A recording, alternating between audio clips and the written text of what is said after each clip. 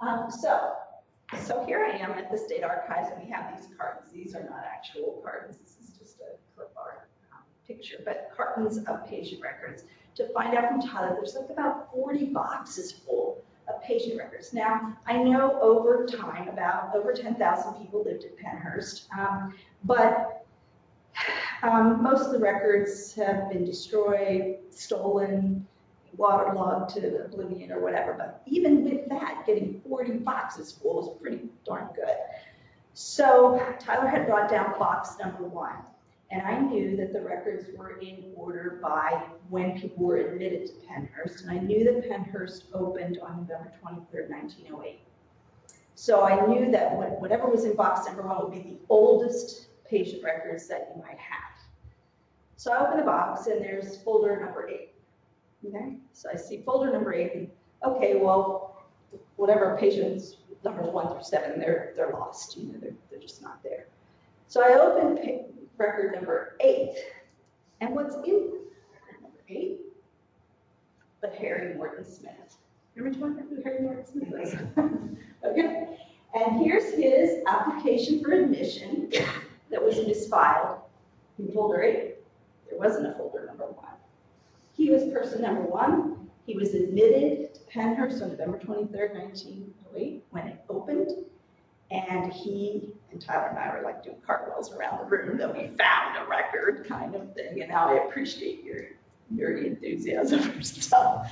But it was wonderful to find the actual record and then to see what was there. Now, other patient records have much more than Harry's record had, but I want to tell you a little bit about Harry as I've come to learn him through the other records that you have and how they have helped me build the context for his life, to be able to tell his story. So I multiplied Harry by 20. I had 20 stories like Harry's that I won't stay all day and tell you, but I can tell you. I'm going to give you some before you leave. You need them for bedtime reading. But they're a compilation of what's in the patient file, but also some of the other records that I was able to find out that you had here, and what could I pull from them. So I'm going to try and weave that in as best I can. So getting to how did I come back here, and that was that summer day. I continued to work on those videos that fall. Came back up to the archives that fall, and I don't know if I actually came back up. I think we corresponded because I asked to see some records, but at that time the policy had to be, a lot of it had to be redacted. Okay, so Tyler was able to work with me on, I'd like to see somebody who lived in 1920 in Pennhurst that was female, that, and he would find me somebody and redact it and send me a redacted file. So I was able to start building some stories. But right around Christmas, I discovered this lovely scholar in residence opportunity that would let me come up here and immerse myself in the records and really see the unredacted patient files and look at all the other possible things that could be here. So I applied. I got the scholarship. So I would say, first of all, it's been just a tremendous opportunity, and thank you for making it happen. So in applying to do that, then I started getting serious, like, who do I want to write stories about? And a big part of that was, who am I allowed to write stories about? And so my earliest days here, Rich spent some time with me, and Jonathan did as well, like understanding the access, not so much what I could read, but what I could write, okay? So the access policies now, in this maybe for the benefit of who might be watching, are actually pretty open, in my opinion. I had to show that the people I was interested in had been dead at least 50 years. And if I was going to include their real name in anything I wrote, I had to make sure that anything in their file was older than 75 years old. Okay? Did I have that right? That's right. So it's not really that complicated. I could still read newer records. I could write about those people, but I will be changing their names. So I came up here armed with a list of several names and organized them by color, made sure I had all the death certificates. There's a story behind Harry's, but I'll get to that in a minute. And sorted them out by when they came. So I was able to get, I think there are or 10, count them, in red that are older, like I just said, and I'm able to tell you their names and really write their stories as they are. And then I just took away the names of the people that I'm going to write about, but I'm going to change their names, so you'll never know who they are. I'll know who they are. Okay? But there are about 20 names. There are people that their stories come out of the archives. So the other big thing that was a little bit challenging, but I kind of caught on fairly quick, was sort of how things were organized around here. And what is a record group? What is a series? What is a slot number? What are all these things that they roll off your tongue? I know that, but for me, it took me a couple days to quite understand, and what am I asking for, and what is the label for that category of thing that I want. And then learning how to cite it when I write it, and all of that kind of thing kind of took a little time. And then when you do learn how to access things and you go through all of those slips to request them, something might come down and not really be what you thought it was, and maybe not be as useful as you wished it was. But more often than not, it was a gold mine. So that was worth the trouble that it was. So the majority of the records that I used for my research come out of record group 23, which has to do with the Department of Human Services. And it has and had, but by under a different name, different departments that dealt with individuals that we now call intellectually disabled. They used to call them mentally retarded. Okay, we don't use that term anymore. And then they have a separate department that deals with mental health. Okay, so the Office of Mental Health and the Office of Mental Retardation are sort of like subcategories under the Department of Human Services. The other interesting thing that is another section, one slide before this, is the office, it's called the defunct offices. It's things that used to exist in the Department of Human Services that don't exist anymore. That's where the really old, cool stuff is, that tells you what were people thinking in 1900 about people with disabilities. So I found a lot in there, and also found things in some other record groups that I'll talk about in a minute. So I know this is very small to see, but these particular records on this particular collection are the state school and hospitals that you have the records for that dealt with people who have intellectual disabilities. Actually, even before mental retardation, the term they used was feeble-minded. That was the original umbrella term. Come to learn, sitting here, reading things, that mental retardation as a term came in around the 20s as a term to describe people who were born that way, okay? As opposed to people who they called mentally deficient, probably because they came from poor family backgrounds, illiterate parents, got in trouble with delinquency, and somehow or another never went to school, and here they are mentally deficient, and they go to a place like Pennhurst. Different than a baby born with an obvious disability that they labeled differently. But the umbrella term was feeble-minded at that time. So you have quite a few of them. I didn't quite figure out which ones you don't have. But something from every single one. Yeah, something from every one. And one of them, Polk, the one that I told you I visited as a high school student, just announced it's being closed. It has about 100 people still living there, so they'll have to come out and live in the community somewhere. I don't know how old they are. That's a big, big adjustment for a lot of people. But I'm sure you'll be working with them to get whatever records before they go into the basement. So back to a little bit of the history and Harry. Originally, Pennhurst was called the Eastern Pennsylvania State Institution for the Feeble-Minded and Epileptic. Epileptics at that time were considered, people that needed some kind of special custodial care. And it was devoted to, it actually says detention of them, controlling them, and training them. The term idiotic, as we find it offensive today, was the term they used to describe the most severely involved people, all the way up through imbecile, which was a little bit more capable, to morons who were the people who probably came from the bad homes but were somewhat able to be educated. And, so we had idiots, imbeciles, and morons all under the feeble-minded umbrella. And then we had epileptics there. They opened it up for both genders. And the goal was that, they would build this place on a farm, or make it into a farm, and that the agricultural work would be therapeutic.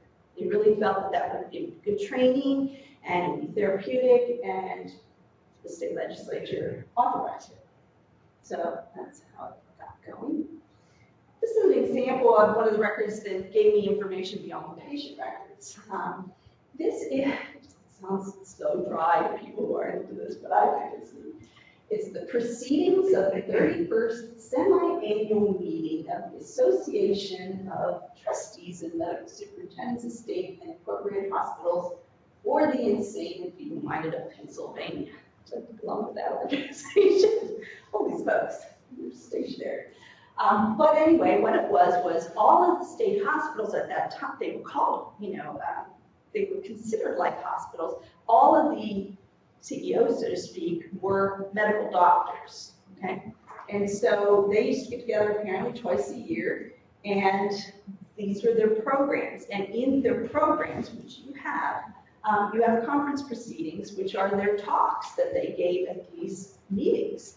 So I found this one in the Pennhurst collection, but there's a whole collection of them in another group, because they came from all the different hospitals. They came together to talk, and they would talk about what's the state of the art, what should we be doing here. And this particular one that I pulled out while I was early on looking for things had an article and a presentation that was done on epilepsy. So I was kind of curious to read that, and what were the theories about epilepsy. This was 1918, I believe. And I saw that the Pennhurst superintendent was there, they listed who was there. And I started to read what they thought epilepsy was all about now. I don't know if any of you know anybody with epilepsy, but boy, they were way, way off. And they thought the best treatment for epilepsy was to put people who were epileptic out in the farm fields and work them hard, and they would sort of work off their epilepsy. I guess, I don't know if that was what they were thinking. And so that's what I believe brings me back to Harry, okay? When Harry came to Pennhurst, he was 34 years old. So he came from Reading, Pennsylvania, and when you read his patient record, you read about his mother talking about little Harry, when he was 18 months old, started having seizures. And by the time he was 33, he was having like 10 seizures a day, okay? And somehow, in 1908, April 1908, she heard about this place that was supposed to help people with epilepsy. And here's her son, he's healthy in every other way, but had suffered a 30-plus years history of having many, many seizures a day. And so she petitioned the court to have him go to Pennhurst. She heard it was being built, she petitioned. At that time, the laws from back in 1883 said if you had 2 doctors and 1 judge sign your child in, that's all you needed. And so she applied and he was accepted. So I know this is too small to read, but pull out the patient record, you can read it, but it does talk about his health history. It talks about his family a little bit, and this is the application for admission that got signed by his mother, Emma, on the 8th of April, 1908. Now, you remember I said they opened the doors in November 1908. So that was kind of cool to see. It didn't take long. He was the first in line. So something else that I found interesting here was to look at the blueprints. What was Pennhurst supposed to be looking like? What were they thinking it would be? And so this was going to be a home. This was Harry's home. It's where he was going. And I pulled out, you do have some building plans in a different series that I was able to look at with the help to try to understand what I was looking at. I didn't get a good picture of the whole blueprint. I got to do that sometime and come back.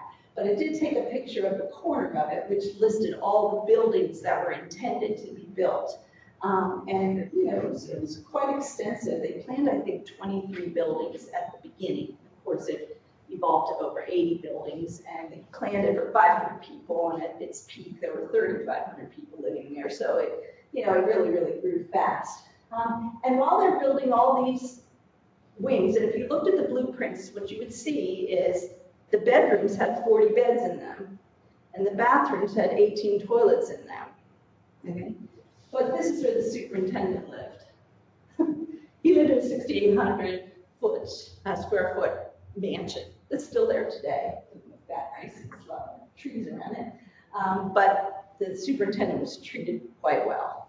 And that's where he lived, Superintendent Carey moved in there. They built that fairly early on. So he and most of the staff lived on the ground. So there were dorm areas for staff as well as people who were patients there. So, no surprise, Harry's too old to go to school. What did we say epilepsy could be cured by? Let's put him out on the farm. Now, if you know anything about epilepsy, you might know that fatigue is a trigger for epileptic seizures. And Harry, even in his mother's record, said that when he would feel a seizure coming on, he would get nauseous. It's not an uncommon thing. And after he would have, and when you have a seizure, you usually lose consciousness for a period of time. And then, you wake up, sometimes you've soiled yourself. It's unfortunate. And in Harry's case, he was disoriented, which isn't a surprise either. But they said he was hallucinating. Remember that for a minute. They said he was hallucinating. So here he is in the field doing God knows what, okay? And it was too much. This was supposed to be a place for people with epilepsy, but you know what? It was too much. So by 1910, Harry was kicked out of Pennhurst.